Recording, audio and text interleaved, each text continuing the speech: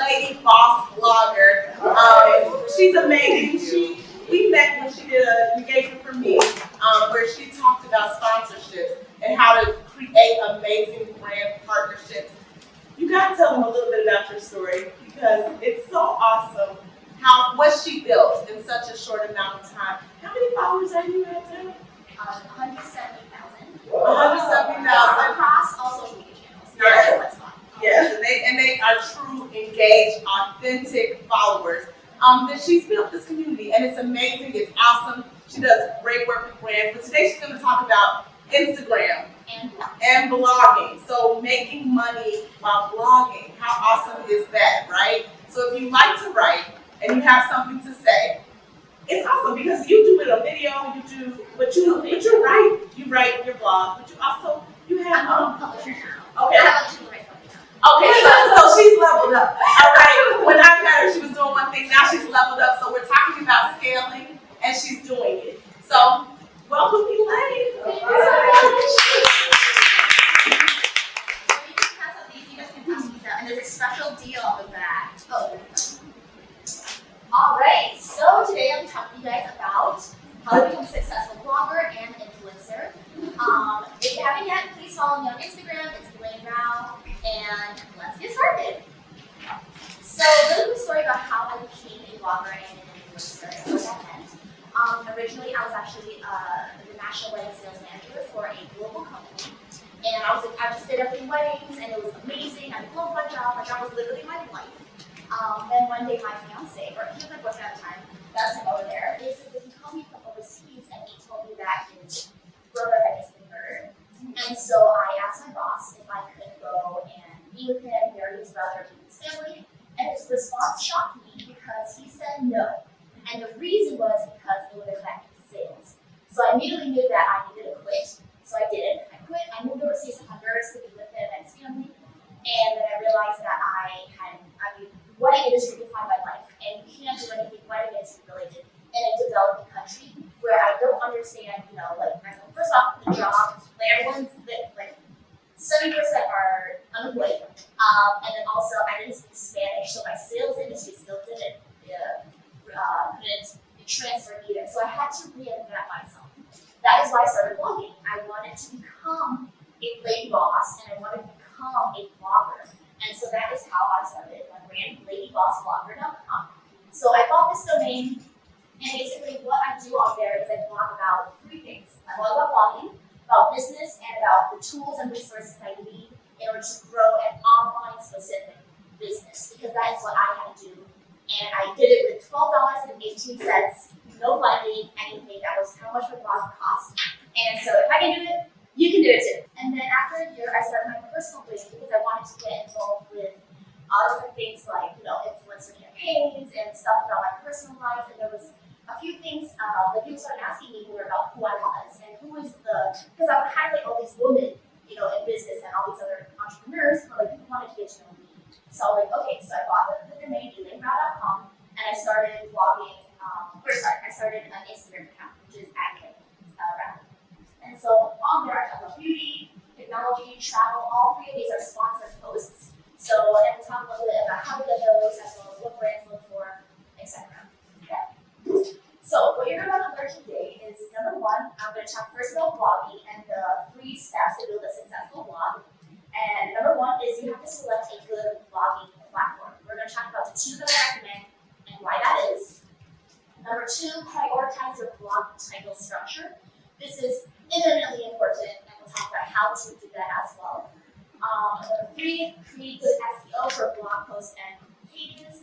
I'm going to go a little bit in depth. It's going to get a little bit technical, just a little bit. Believe me, it's just the beginning of blogging. Blogging is actually really technical if you do it right.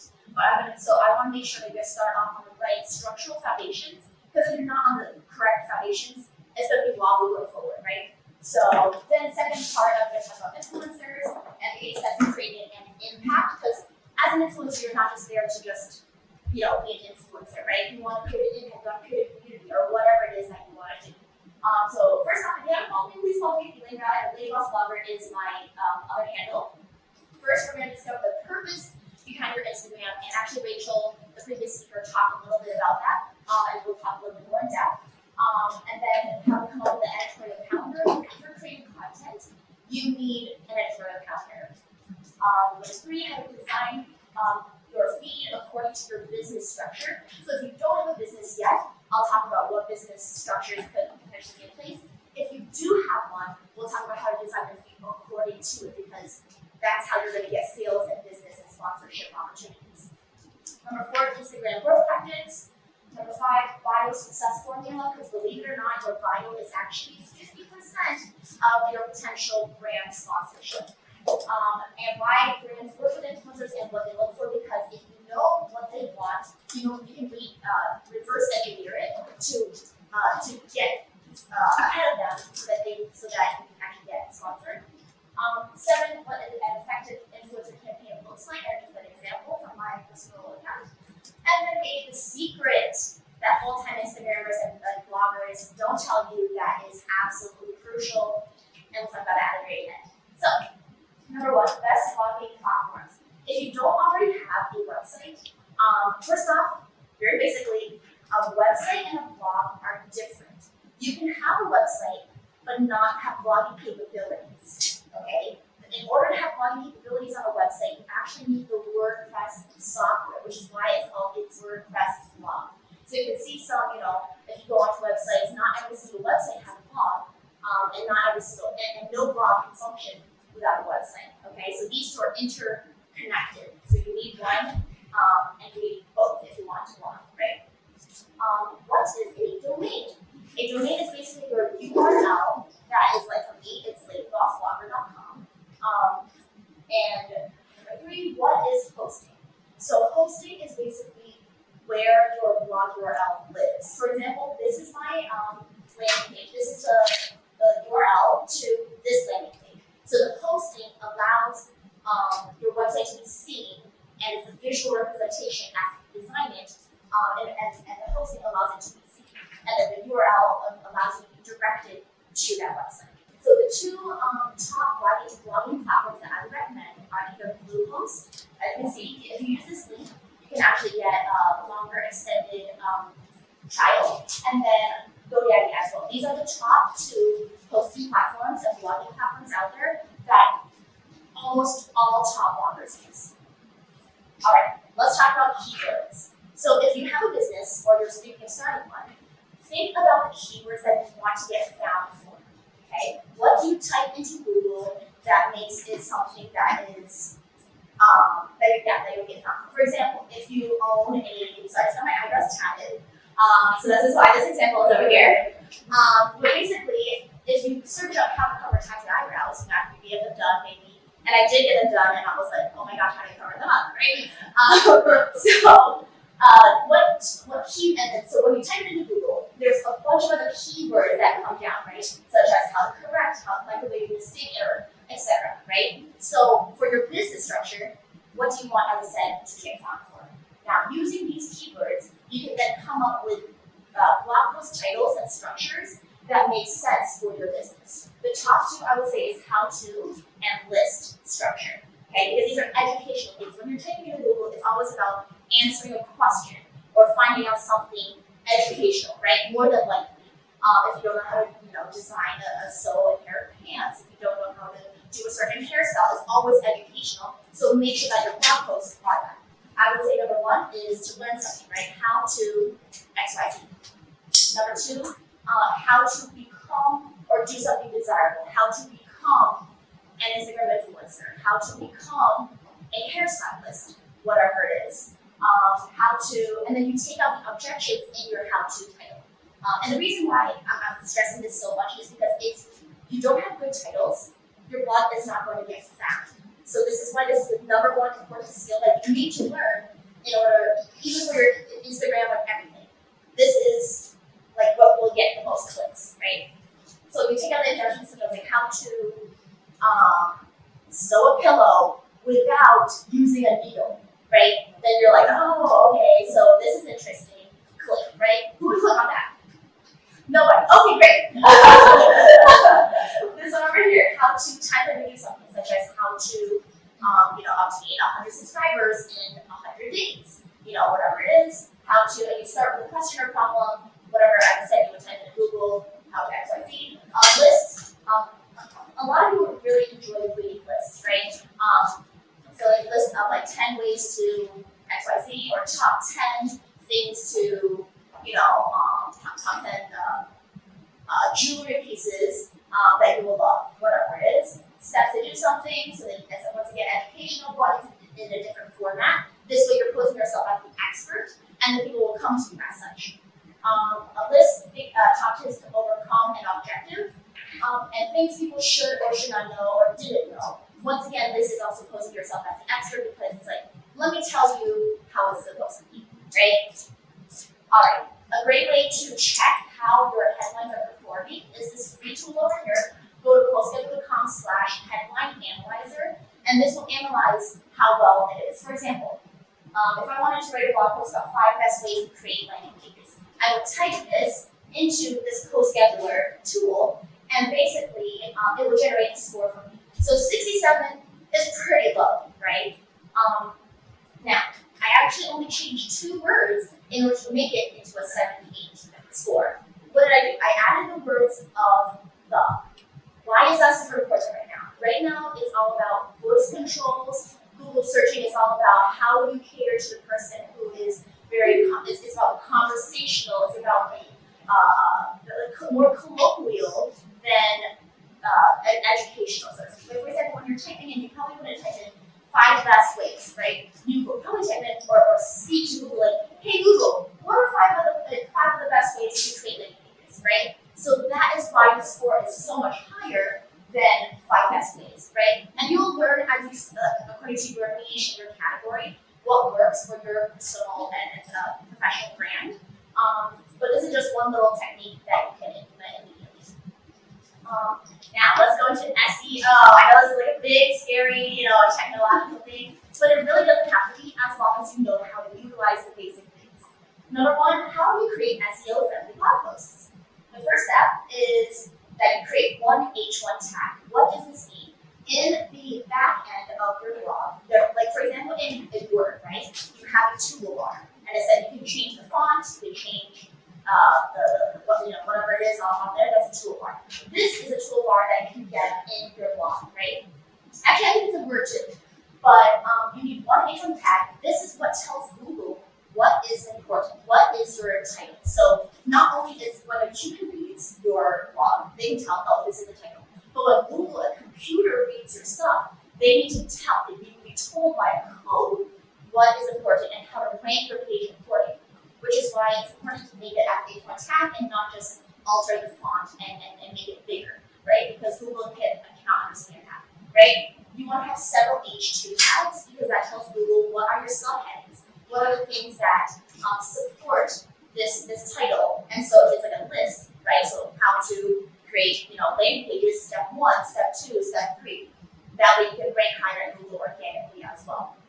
And how do you create SEO-friendly pages? So a page is basically like, on your toolbar, right? You have like contact, you have the menu, like this is the menu bar where you can navigate a website. You basically want to also, how to create a SEO-friendly web page is that you need 3 specific web pages that Google specifically looks for in order for your site to be considered trustworthy and click-worthy. The first one is an about page. And I know this is like pretty basic, but if you don't have an about page, you're automatically not seen as trustworthy, right? So on your about page, if you are a physical location, mark that down because Google will then mark that down into their Google business pages, and then you'll be able to, learn more local business if that's what it is.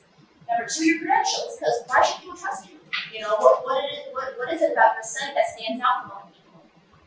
And then if you don't have credentials, social proof, right? So you might be extremely amazing on what it is that you do, but you may not necessarily have gone to school for it, which is fine, but you'll want to put your social proof as in like how many followers you have, which social medias you're using them at most, and so on and so forth. The second one is your contact page, and the location of this page is actually really important. So Google just released that basically it has to be on the right-hand corner of your menu bar, because generally when you go to a website, right, you probably tend to look for it on the right-hand corner. Is that right? Right? So that's what Google considers as a trustworthy site. Okay? And third is an FAQ page. And an FAQ page can actually go into your contact page. It doesn't have to be a separate source, but when people come, they want to be able to like answer questions. For example, if you're a hairstylist, right? You want to be able to answer questions such as like, what kind of hairstyle do you do? Do you do weddings, etc. And if you actually title your FAQ into a blog post structure, you can actually get that organic traffic without even writing blog posts. So you want to answer the questions before they're addressed and already be seen as the expert without even having to do anything, and then boom, they want to contact you, right? So if it's in this contact page, it's FAQ right there, and then right underneath it is your contact page, you're going to get a lot more leads than if you didn't have that, right? All right, so keyword placement is also really, really, really important. Where do they need to go? Number one, in your title tag, right? So if you're talking about, for example, how to get 100 Pinterest followers, my keyword is Pinterest followers, okay? So it's in number one, the title tag, so as you can see over there. And this app, if you don't know it already, is a free app if you know blogging, it's called Yoast, and it's a plugin. So this might sound really techy, so don't worry if it is. But just remember, Yoast is the app that has this functionality that you can see without tapping into any of your code. Okay, so does that make sense? Okay. The second place that your keyword needs to be is your meta tag. What is a meta tag? A meta tag is another way for Google to be able to, when people are searching through and they're like, they see your title, and underneath it, that's your meta tag, right? You always see a little blurb, and you don't want to have this auto-generated, right? So number one, so I wrote, struggle with Pinterest, learn to get 100 followers on Pinterest in 7 days by following these 5 extremely simple steps. Become a Pinterest expert today, right? So you're like, oh my gosh, yes, me, I want to use that, click, right? So this is another way, in addition to your title tag, that you want to be able to garner the click, right? Because you can write all this great content. If you don't get the click, your content won't be read. Because why, once again, it's so important. That third one that you want is obviously in your content, right? So like in your heading 2, in your blog post itself, conclusion, wherever, but don't try to like put it where it's not supposed to be, right? Because that is what is called keyword stuffing, and that is an old school way of doing SEO. Obviously in your URL, so my URL is literally the title.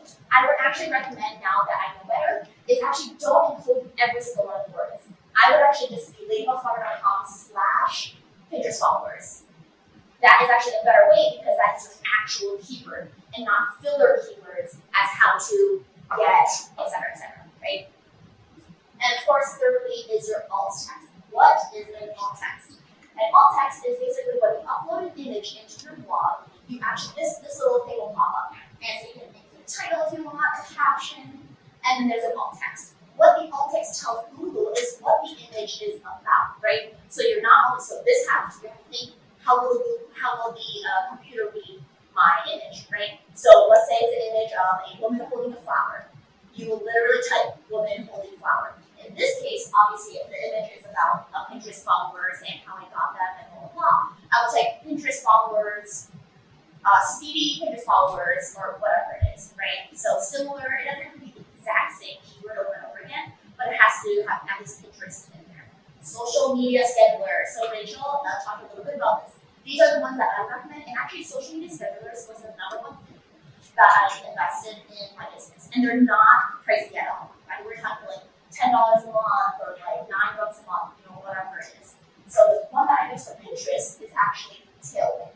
So if you use ladybossflower.com/Tailwind, you can get an extended trial, as I said. It's also my affiliate link. And basically, if you are blogging and you're wanting organic traffic, you need to be on Pinterest. Pinterest is basically like the faster way to get Google SEO. And also, if you have a Pinterest account, and if you type your name into Google, you'll probably see your Pinterest account's photo in the Google search. Because Pinterest actually has SEO juice versus all the other social media like Facebook, etc., does not. Okay? So Pinterest is the number one place that you need to be on and get to know. Number 2, of course, Instagram. Pinterest is number 1, Instagram is number 2. And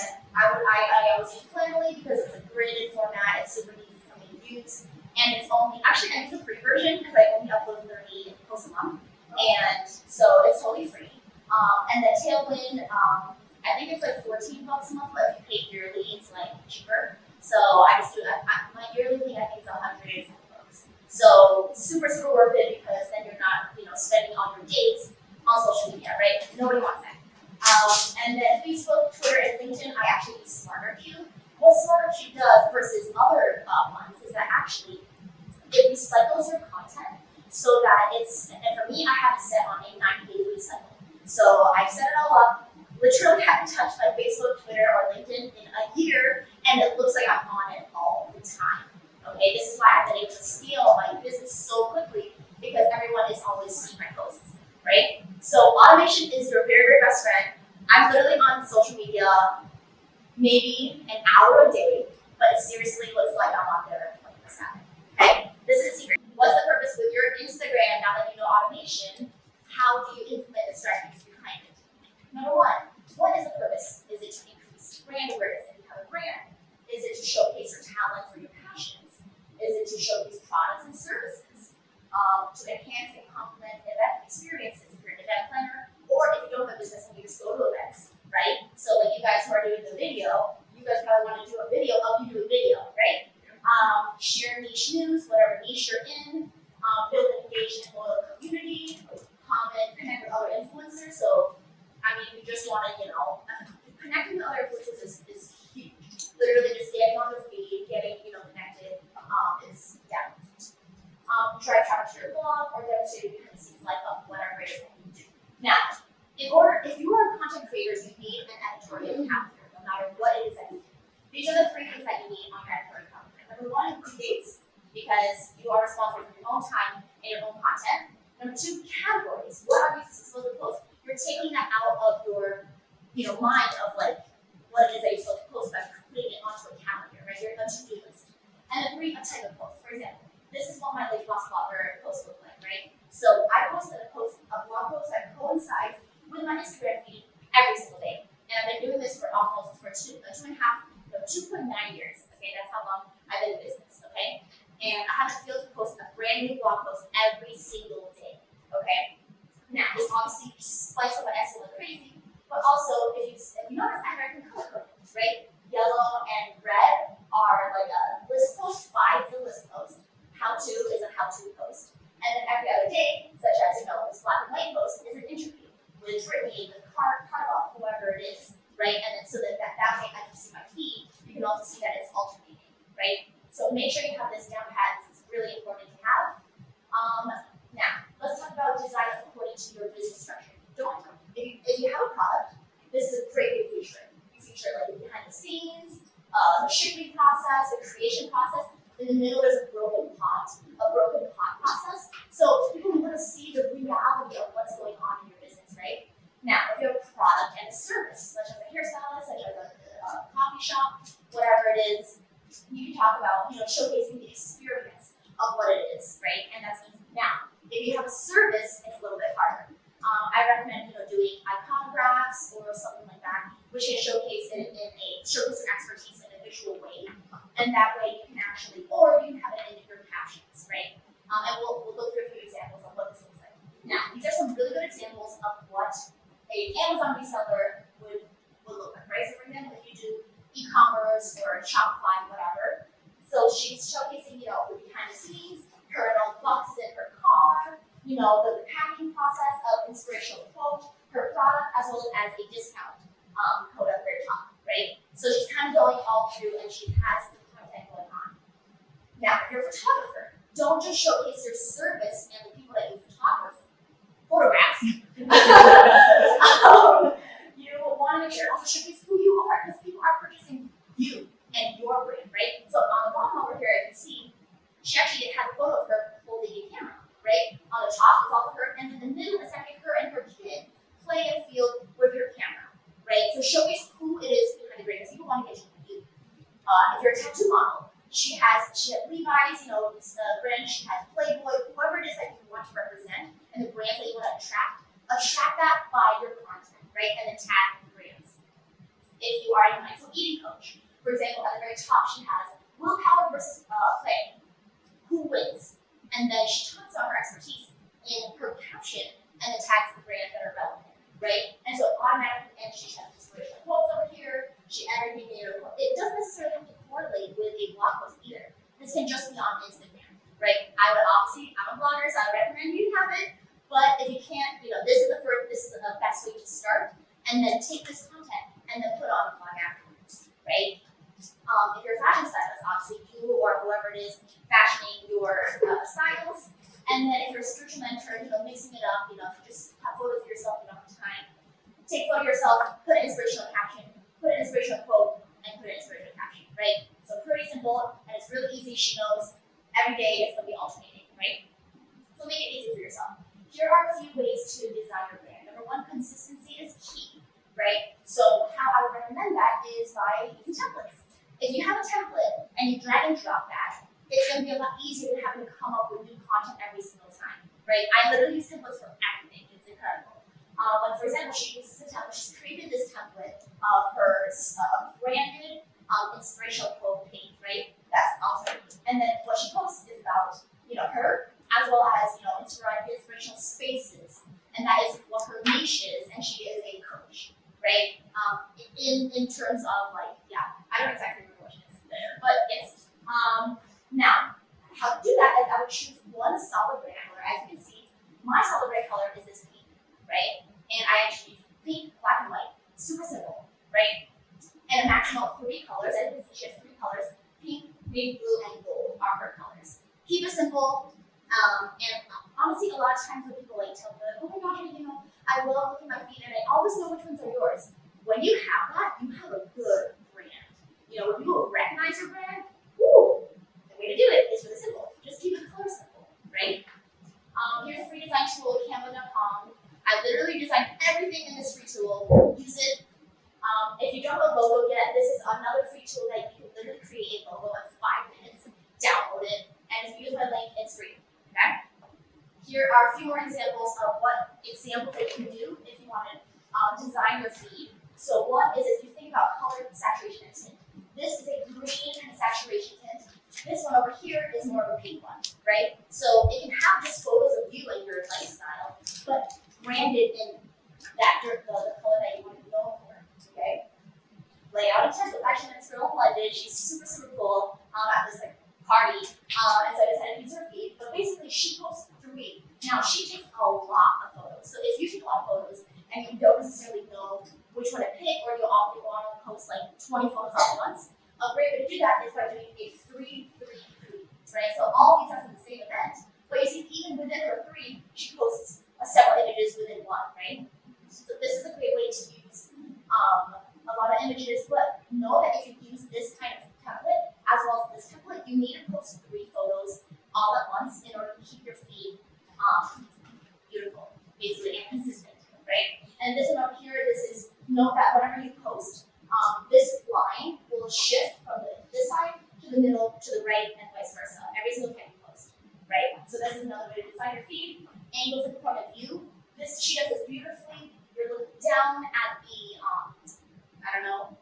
tree. You're looking across at the seashells. You're looking down at the feet. You're looking up at the tree. Whatever it is. So it's through her lens how it is that she sees life, and you're going and diving into it, her life with her, right? Another one is in the restaurant. It's the same thing. Straight on angle, side angle, top angle, etc. So think about this in terms of how you do your photography. Stylize. This is actually the same woman's feed. This is how she started her feed, and this is how her feed ended up. So don't worry how you start. Worry about the progression of your account and how it is that you want it to be designed, right? So she obviously wanted to be more designed that way. Great. Okay. Instagram growth tactics. Number 1, post daily. The algorithm will favor you if you post daily. This is hands down. Everyone says this, so just do it if you want to grow really quick. Mix it up with photo, videos, and lives. Studies. I'm going to zip through this a little bit because Rachel kind of covered it earlier. The site that I actually use for a quality hashtag is all-hashtag.com. And what it is basically it generates 30 quality hashtags for you to use. And all you do is copy that and then paste that into, and of course, you can delete the hashtags that are irrelevant. What I recommend in my hashtag strategy is actually using 5 niche, 10 good, 10 best, and 10 competitive hashtags. How do you know if they're good, competitive, or whatever? I use Tailwind, the social media scheduler that I recommended, right? This actually tells you on the bottom, when you're typing your hashtags, the color coordination, the color code will show you what it is that is it competitive, what it is, right? Collaborate with others, post at your best times, not anybody else's, user analytics, and post contests and giveaways, and geotag everything. No matter if you're at home, tag your whole city, whatever it is. All right, here is your bio success formula. Okay, this is an example. So you talk about what it is that you do in your target audience. If you're a blog, for who is it for? Fashion women millennials. See, and what are your achievements? You would feature Lady Love Blogger. If you're a personal attendant, you're more green based in Chicago. Who can you help? You can help people become trendsetters and call to action. Always call to action at the very end. Even if you collaborate, right? Here's another example. Who are you, believer in cruelty-free beauty? Brand ambassador XYZ. What can you see? What do you see the feed? Daily 5-minute routines, and then check out my blog below. Action. It's always about action. Okay.